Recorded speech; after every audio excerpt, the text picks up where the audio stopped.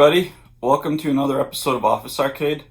Today we're going to be doing another mod with the remaining joysticks and buttons that I purchased from DIY Retro Arcade.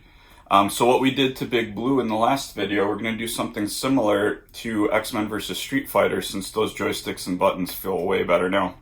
Just to start, the only tools you need for this mod, because you could see in the last video it was my first time, so there was some trial and error, but the only tools you actually need are a screwdriver, a pair of scissors to clip the plastic bindings around the wires, pliers to remove your ball top or bat top if you have it on really tight, and most importantly, this hair dryer here. If you run a hair dryer on hot, that is enough to melt the little globs of glue that they put all over the board, so you can easily get the existing wires out and put your wires in. And that's it. It's literally just those four tools will get you there, and the bulk of it is the screwdriver and the blow dryer. If you haven't watched the other video already, I would recommend watching it. But that said, I'm going to do a couple recaps and answer a couple questions that consistently came up inside the previous comment thread. So for the joystick, you get to pick what wire you get with it. If you're working on a Gen 3 cabinet, so like X-Men vs. Street Fighter, Marvel vs. Capcom, and Big Blue, all the like online ones are mostly Gen 3 cabs. You can open up and make sure that it is a Gen 3 board, but it should be.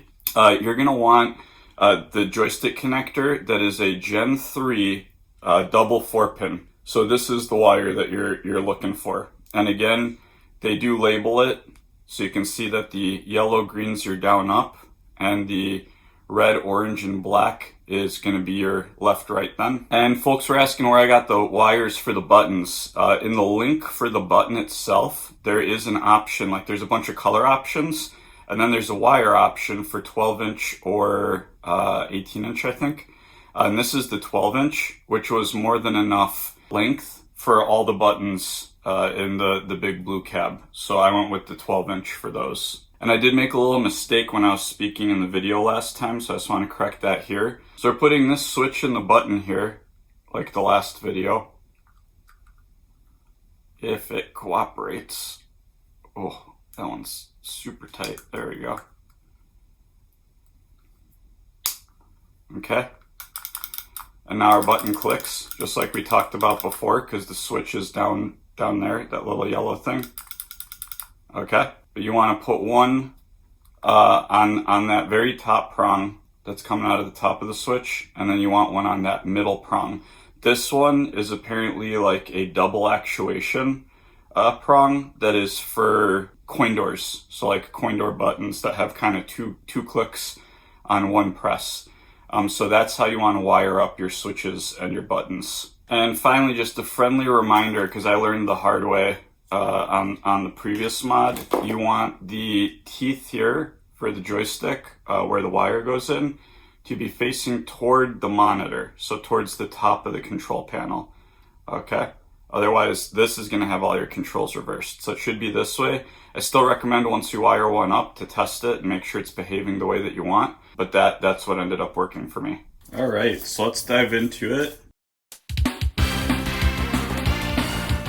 I didn't talk about this too much last time. This is what the Gen 3 board looks like. So this pin here for the controlling to the actual PCB is in the top middle, and you're going to have these dual 4 pins here for your joystick on a Gen 3, and then these dual 4 pins here for the other joystick on your Gen 3. So, and this is what my Big Blue one looked like, except it had an extra input for the LEDs on the panel and for the live button.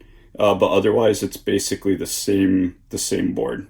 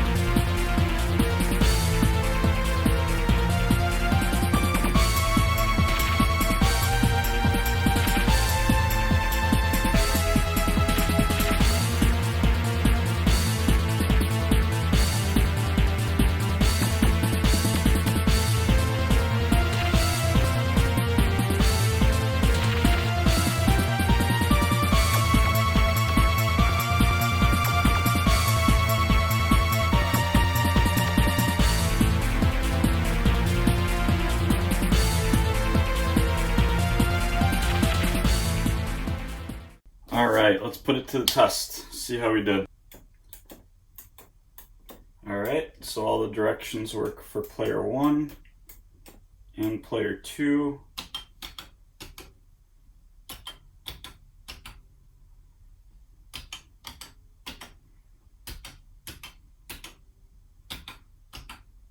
And all the punch and kick buttons work. Alright.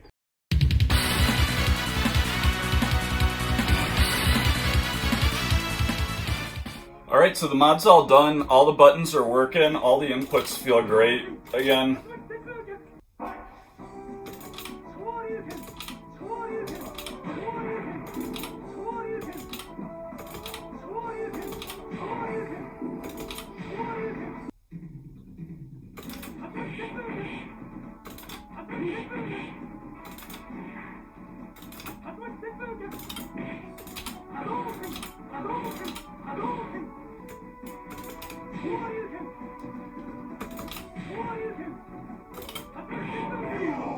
as you can see, the controls feel great.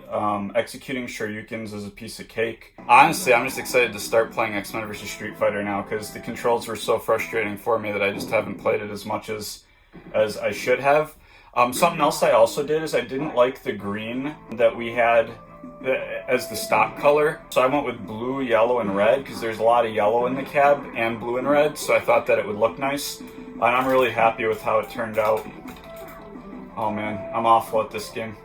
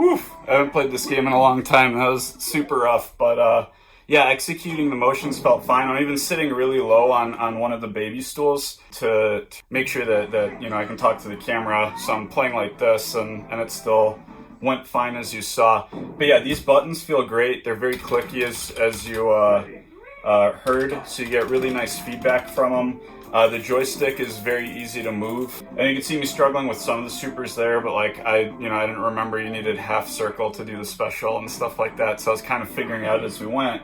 But as you guys saw me goofing around, I was able to do the Hadoukens and Shoryukens and Hurricane Kicks without a problem. So yeah, super excited to play this cab. It feels like I got a brand new arcade cabinet, even though I've had this one for months. So after I wrap up this video, I'm gonna dive into the online. So yeah, a little quick recap on the prices. So to mod all both my Big Blue and my X-Men versus Street Fighter cab for all 4 players, it was about $165 with shipping.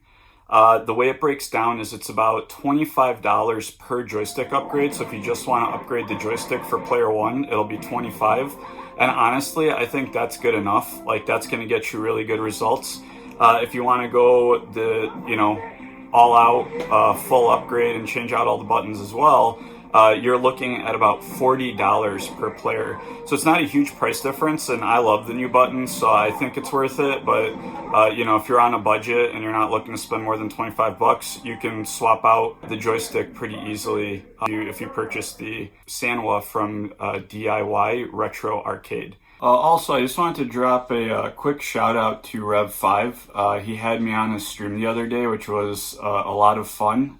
He's on the YouTube channel Fighters Evo. If you're not following Fighters Evo, you should. It's a retro fighting game community, RFGC. I just learned what that acronym means the other day. But he does awesome commentary. He puts together really awesome matches. And for October 29th for Halloween, he and I are going to go head to head in Vampire Savior, Darkstalkers 3. So that should be a lot of fun. I imagine I'm going to get teabagged quite a bit, and I'll be buying some pancakes. Links are going to be in the description.